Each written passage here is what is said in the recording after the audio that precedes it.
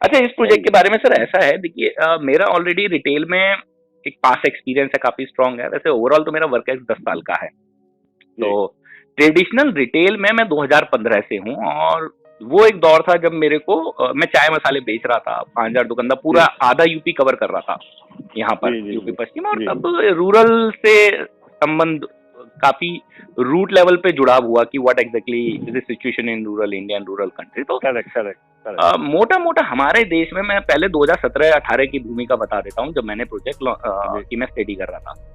Sir उस वक्त आप कोई भी रिपोर्ट 2017-18 की निकालिए, आप ये पाएंगे कि इंडिया का जितना बड़ा रिटेल है उसमें ई कॉमर्स की हिस्सेदारी तब 1.5% के अराउंड थी। ई कॉमर्स की कोई रिपोर्ट 1.5 बोलेगी, कोई 2% बोलेगी, कोई 1 भी बोलेगी, एक हम 1.5 मान लेते हैं। तो इतना बड़ा हिंदुस्तान का बाजार। दूसरा, रिटेल हिंदुस्तान के आप किसी भी सेक्टर्स में देखेंगे, आप कोई भी सेक्टर आप उठाइए, रिटेल की CAGR आपको वन ऑफ द टॉप 3 में आएगी। अब मैं संसार की पृष्ठभूमि पे आ जाता हूँ। पूरे संसार की अगर हम पृष्ठभूमि की अगर हम बात करें, if I talk on the entire global map, India is poised to be the worst top 3 retail sector. Right now, it's among the top 5, and it is supposed that it would be among the top 2, and supposedly it can be the single largest player in the coming year. तो संसार में जब हम देखते हैं तो हिंदुस्तान की गति तेज है। हम हिंदुस्तान को खुद देखते हैं तो खुद हिंदुस्तान अपने बाकी सभी सेक्टर से, रिटेल जो सेक्टर है हिंदुस्तान का, बाकी सभी सेक्टर के बनस्पत बहुत तेज CAGR है इसकी। और जब हम उसमें ई कॉमर्स पे आते हैं, भाई एक सेक्टर जो सब कह रहे हैं कि भैया आने वाले समय में हिंदुस्तान किंग है रिटेल का, अभी टॉप 5 में, टॉप 3 में आ जाएगा, फिर टॉप 2 में आएगा। तो उसमें ई कॉमर्स इतना छोटा क्यों है? ई कॉमर्स केवल मात्र 1.5% होना पूरे रिटेल में, सर ये आश्चर्य की बात है, बिल्कुल आश्चर्य की बात है मेरे लिए। तो क्योंकि इतना तकनीक मैं देख चुका हूँ आज के जमाने में, मतलब मेरे लिए ताज्जुब था, बस शौक, मुझे ऐसा लगता है 40% पार्टिसिपेशन होगा रिटेल में। तो फिर जब नंबर्स को खोदा तो पाया भैया रिटेल जो हो रहा है सब मेट्रोज में हो रहा है, बड़े शहरों में। सबसे मेन इंपॉर्टेंट रिटेल का उस वक्त जो पार्टिसिपेशन था इलेक्ट्रॉनिक्स कैटेगरी में बहुत ज्यादा था।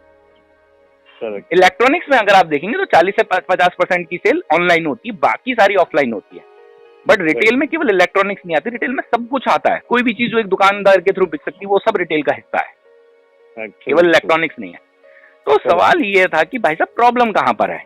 फिर अगर आप थोड़ा सा उसे डीप, कोई बहुत ही रिपोर्ट इसमें अवेलेबल है, मैं आपको दे दूंगा, आराम से कोई भी इंसान कंक्लूड कर सकता है। थोड़ा सा आप नीचे जाएंगे तो आप देखेंगे सेमी अर्बन और रूरल इंडिया में आज भी ये कंपनी अपने आप को डेवलप नहीं कर पाएंगे। और उसे अगर आप थोड़ा नीचे जाएंगे तो अगर आप बीच को पकड़ेंगे तो आप ये पाएंगे आज भी हिंदुस्तान की बहुत सारी महिलाएं व्हाट्सएप फेसबुक पे आराम से काम करती हुई, चैट करती हुई मिल जाएंगी, बट ऑनलाइन ई कॉमर्स पे 1 रुपया उनसे खर्च नहीं होता। बराबर। हमने जब सर्वे करा, हमने, आप ये लगाइए, मतलब मेरे जो सर्विसेज बहुत बिखरे हुए हैं, ऑन रिकॉर्ड हमने 300 का करा है, बट मैं 200 प्लस बोलता हूँ, क्योंकि अब आदमी हाथ पकड़ के बैठ जाए कि भैया 300 की 300 वीडियोस लेकर आ, राइट। तो हमने जब सर्वेस करे तो हमने ये पाया कि महिलाएं ऐसा नहीं कि शॉपिंग नहीं करना चाहती। भाई पहला सवाल तो क्या वाकई में सेमी अर्बन छोटे गांव कस्बों की औरतें शॉपिंग करना चाहती हैं कि नहीं? भाई पहला तो ये मूलभूत सवाल है।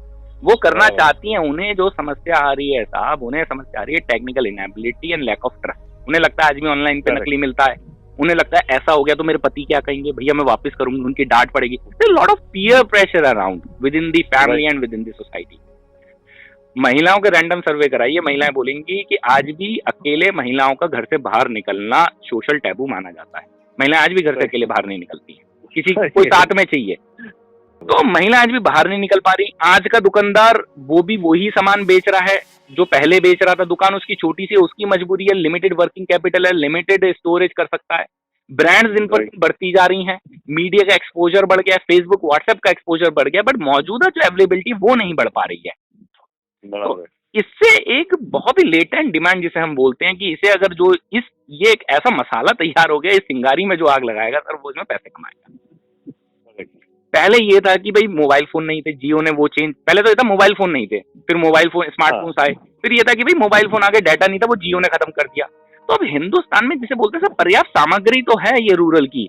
अभी तक जो था रूरल वाज डिस्कनेक्टेड।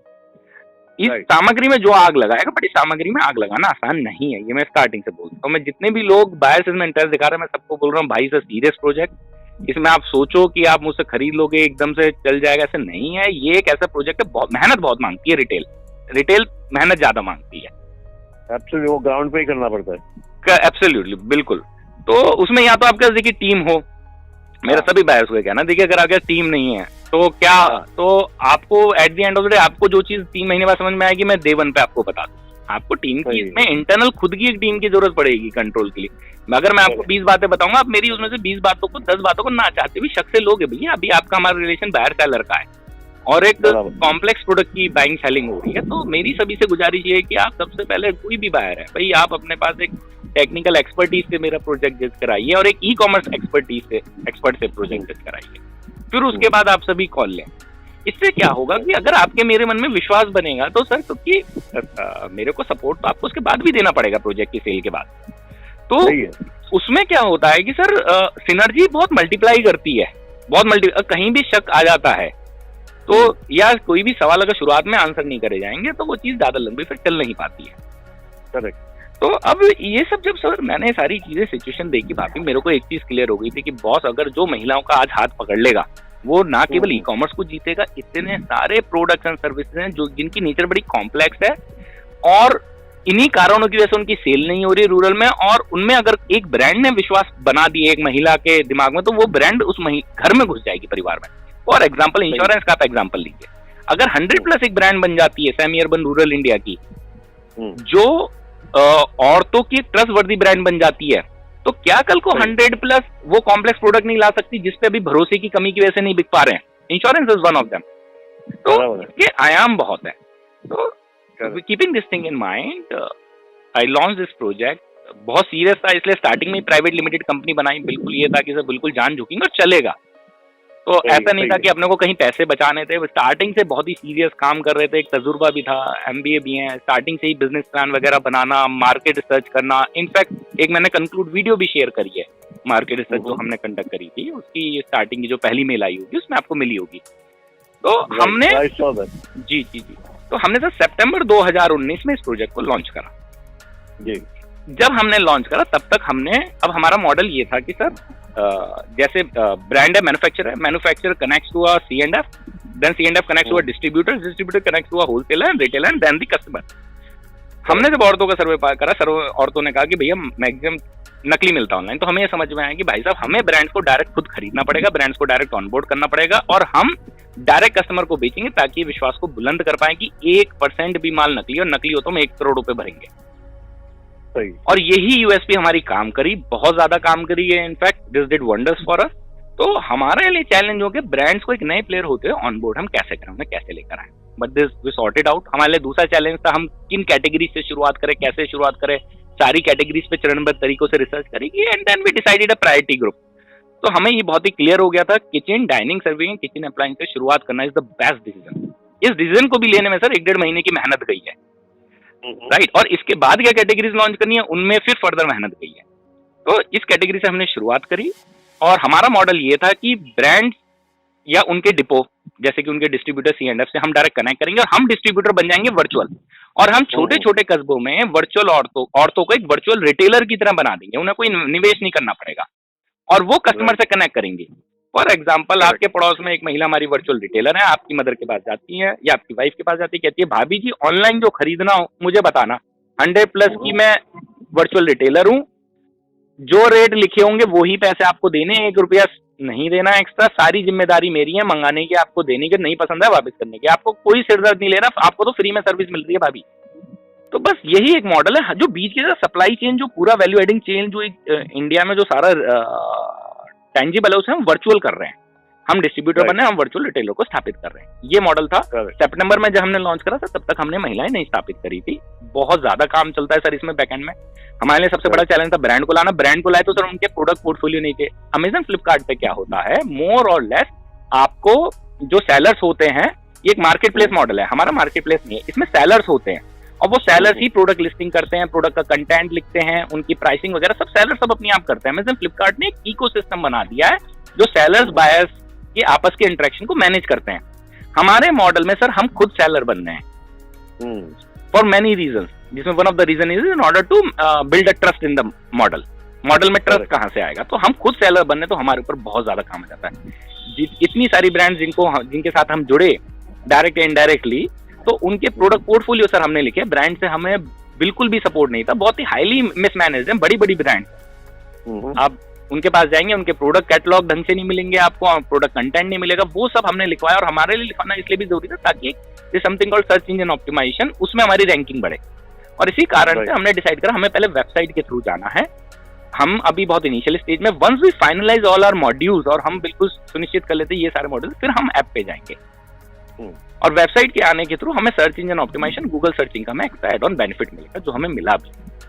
तो हमने केवल सितंबर में 2019 में जितनी ब्रांड्स हमारे पास आ पाई थी, हमने उनके साथ जितना हम बिजनेस फंक्शन बिल्डअप कर पाए थे, हमने उनके साथ अपनी वेबसाइट को लॉन्च करा। तब तक इनफैक्ट मैं आपको बताऊं, हमारा सर्च इंजन ऑप्टिमाइजेशन भी नहीं चालू हुआ था। ये हमें बाद में रियलाइज हुआ कि हमारा कंटेंट इतना अच्छा है कि हमारे पास ऑनलाइन क्वेरीज आ रही हैं, या बाहर से, जैसे बोरोसिल के बहुत सारे प्रोडक्ट सर्च में अगर आप करेंगे गूगल में, तो उस जमाने में हमारे फर्स्ट पेज पे आ जाया करते थे। बहुत जल्दी हमारी रैंकिंग इम्प्रोवाइज करी थी, जंप करी थी, because of the uniqueness in content.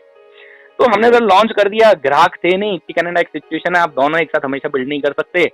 हमारे लिए था मैं कैसे भी करके धंधा देना है, ब्रांड हाथ से गई तो धंधा हाथ से गया, ब्रांड के लिए धंधा जरूरी है। सो हमने सर उस वक्त B2B करा, कॉर्पोरेट गिफ्टिंग करा, हमने कैनोपी लगाई। हमारा ये उद्देश्य है कैसे भी करके हमें सेल निकाली, जो भी कर सकते थे हमने सेल निकाली।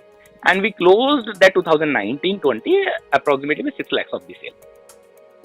ठीक है, 2019-20 बीता, हम बाई February 2020 हमारे सारे बिजनेस फंक्शन बिल्डअप हो गए थे, जैसे स्पीड पोस्ट के साथ कनेक्ट बनना, रूरल पेनिट्रेशन के लिए third party logistics sort out करना, everything takes a lot of time.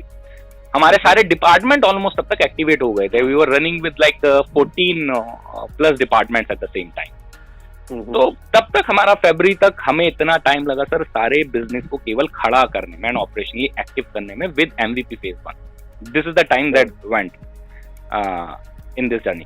फिर उसके बाद देन वी डिसाइड कि भाई now let's move ahead and let's appoint women as franchisee partner, जो हमारा मूल उद्देश्य है। फिर देन कोरोना हैपेंस, कोरोना की वजह से सब कुछ ब्लॉक हो गया, आपकी सारी go to market strategy fail हो जाती है। But we came up with an alternate plan, और हमने भारी मात्रा में पूरे हिंदुस्तान से इंटर्न्स, एफिलिएट्स, फ्रीलांसर्स हमने हायर करना शुरू करा। As a matter of fact I can showcase you and share you the screen of 800 हमारे पास इंटर्न्स हैं जो इस पूरी जर्नी में काम कर चुके हैं, including interns from ions, more than 25 interns from ions. I am Kashipur, I am Sambalpur, Shillong, I am Indore, I am Udaipur, तो एंड रोहतक। तो प्रोजेक्ट इतना अच्छा रहा है, बच्चे भी हमारे साथ बहुत तेजी से जुड़े, बहुत ज्यादा, और क्वालिटी बच्चे हमारे साथ जुड़े, और उनकी मदद से फिर हमने औरतों को जगह जगह, फिर हमारा ये पहले तो ये था कि I wanted to start with UP, I wanted to focus only on UP because वो मेरा कोर स्ट्रेंथ एरिया था। फिर देन आई डिसाइड अब तो भैया जहां से आदमी मिल रहा है वहां से लेते जाओ, इस बहाने हमारी टेस्टिंग हो जाएगी ऑल इंडिया, कि हम ऑल इंडिया एक्टिव भी हो जाएंगे। तो हमारे पास महाराष्ट्र से खूब ऑर्डर आते थे, तमिलनाडु से आते थे, इंडिया का मैप इनफैक्ट शायद हमने PPT में शेयर भी करा है। और सबसे बड़ी बात सर जो हमने बीट करके दिखाई, इंडस्ट्री का जो सबसे बड़ा अभिशाप है इस पूरी कॉमर्स इंडस्ट्री का, किसी की भी P&L निकालिए, मैं आपको शेयर भी कर सकता हूँ 2 बड़ी कंपनियों की, उसमें आपको रिटर्न एक बहुत बड़ा अभिशाप मिलेगा इन प्रोडक्ट लॉस। 40% के रिटर्न है सर कैटेगरी में, और हमारे जब आप फिगर्स देखेंगे 1.33% का इस साल का रिटर्न है, और उससे पहले जब हमने लॉन्च करा तब लेस देन 1% था। बट मैं ये भी कह रहा हूँ कि हमारा स्केल भी छोटा था, जब आप स्केल बढ़ाएंगे तो रिटर्न 3% तक जाएगा। बट ऐसा नहीं है कि हमारे केस में रिटर्न 40% आएगा, वो इसलिए नहीं आएगा कि बीच में हमारा वर्चुअल जो रिटेलर है उसका पैसा फंस रहा है, वो हमें एडवांस में पेमेंट कर रहा है। तो आप किसी भी महिला ने हमारे वर्चुअल फ्रेंचाइजी पार्टनर को ऑर्डर दिया, उसने हमें एडवांस पेमेंट करी, हमने ऑर्डर अपनी ब्रांड के पास पहुंचाया, ब्रांड ने कंफर्म करा, हमारी परचेज टीम गई, लेकर आई, क्वालिटी टीम ने क्वालिटी चेक करा, हमें वेयर हाउसिंग की जरूरत नहीं है, हमने सॉर्टिंग सेंटर बना लिया, सारे प्रोडक्ट को कलेक्ट करे। हमारे फ्रेंचाइजी पार्टनर ने बोला हमारे यहाँ भेज दो, तो उसके यहाँ भेज दिया, उसने बोला कस्टमर के डायरेक्ट भेजो, तो कस्टमर के यहाँ भेज दिया। गया 10 दिन में रिटर्न नहीं आई प्रोडक्ट की, 7 से 10 दिन का टाइम देते हैं, तो हमने सेल्स बुक कर ली, और 1 महीने के बाद अपने फ्रेंचाइजी पार्टनर का कमीशन हमने क्रेडिट कर दिया। राइट। तो ये पूरा का पूरा मॉडल है। चूंकि फ्रेंचाइजी पार्टनर के पैसे अटकते हैं, बहुत मेहनत अटकती है, तो इसलिए अपने आप रिटर्न कम हो जाते हैं आप कैसे। करेक्ट। और किसी के रिटर्न ज्यादा आते हैं तो आप उसे कैंसिल कर सकते हैं, उसकी फ्रेंचाइजी जीरो निवेश के साथ उसे फ्रेंचाइजी करनी है। तो हमने 550 से ज्यादा औरतों को स्थापित करा है सर इस पूरे बिजनेस मॉडल में। बट मैं यहाँ पे एक बहुत बड़ी बात बोलना चाहूंगा, क्योंकि सर देखिए मेरा बहुत स्ट्रांगली मानना है कि कोई भी आदमी खरीदेगा और मेरे को भी बेचना उसे जो सीरियस है, क्योंकि मेरी जिंदगी नहीं खत्म हुई है और इसमें मेरी बहुत ज्यादा मेहनत गई है, मेरे अपने फाइनेंशियल कारण है जिसकी वजह से मैं एग्जिट ले रहा हूँ, मेरे को बेचना मेरी मजबूरी है। इसमें सर मैं ये नहीं कहूंगा कि आप लोग हमारे फ्रेंचाइजी पार्टनर को एसेट मानिए, वो चीज मैंने डिक्लेयर भी करी है MIS में कहीं ना कहीं, आप देखेंगे बहुत बोल्डली मैंने डिक्लेयर करी, क्यों नहीं एसेट मानना चाहिए, क्योंकि सर हमारी रिलेशनशिप ब्रेक हो गई। वो सब मैं अभी आपको आगे जर्नी में बता दूंगा। तो 550 ज्यादा हमारे पास फ्रेंचाइजी पार्टनर कनेक्ट हुए, आपको हमारी रिपोर्ट में 700 प्लस नजर आएंगे, राइट। और उनके माध्यम से हमने सेल करी, और लास्ट ईयर हमने 2019-20 हमने 12 लाख से ज्यादा की सेल पे हमने क्लोज करा। जो पहले साल की सेल जहां पे हमारी डायरेक्ट कस्टमर के थ्रू आ रही थी, जब आप हमारी मैट्रिसेस में देखेंगे तो सेकंड ईयर की सेल में डायरेक्ट कस्टमर के ऑर्डर हमारे एकदम लेस देन 10% हो गए। जहां फर्स्ट ईयर में हमारे more than 90% order direct customer के थ्रू आते, सेकंड ईयर में लेस देन 10% पे पहुंच गए, और सारे ऑर्डर्स हमारे राउट होने लग गए। कहीं ना कहीं सेल के साथ बीच में सर ये हो गया था, मई जून जुलाई का मैं आपको एग्जांपल देता हूँ। मई हमने खोला था 26,000 की सेल के साथ, कोरोना के बाद 9 मई को हमने पहली बिलिंग करी थी, और जून हमने सर अप्रोक्सीमेटली 1,44,000, अप्रोक्सीमेटली 1.5 लाख आप बोल सकते हैं उसकी सेल निकाली, और जुलाई में सर हमने 2.25 लाख की सेल पहुंचा दी थी। मंथ ऑन मंथ अप्रोक्सीमेटली आप कह सकते हैं 90 to 100% की सेल्स का ग्रोथ था। ये मेरे हाथ से सर निकल गई थी, ब्लास्ट हो गया था हमारी सेल में, और इसके साथ हमारे खर्चे बहुत बढ़ गए थे। एक सबसे चीज जिसने हमें परेशान करा था कि हमने अपने डिलीवरी चार्जेस स्टैंडर्डाइज करे थे, नॉर्मलाइज नहीं करे थे, हमने स्टैंडर्ड 10% मार दिए। तो 100 रुपए का प्रोडक्ट है तो आपको 1 रुपए का डिलीवरी चार्ज देना है, और जिसकी वजह से हमारी सेल भी बढ़ी। और हिंदुस्तान में सीओडी में हमारी जैसी छोटी स्टार्टअप्स को 40 रुपए देना पड़ता है एक सीओडी पे। अब 125 का प्रोडक्ट है, 1 रुपए का मैं डिलीवरी चार्ज ले रहा हूँ, 40 रुपए में सीओडी में गवा रहा हूँ, तो मैं नेगेटिव होने लग गया था बहुत ज्यादा।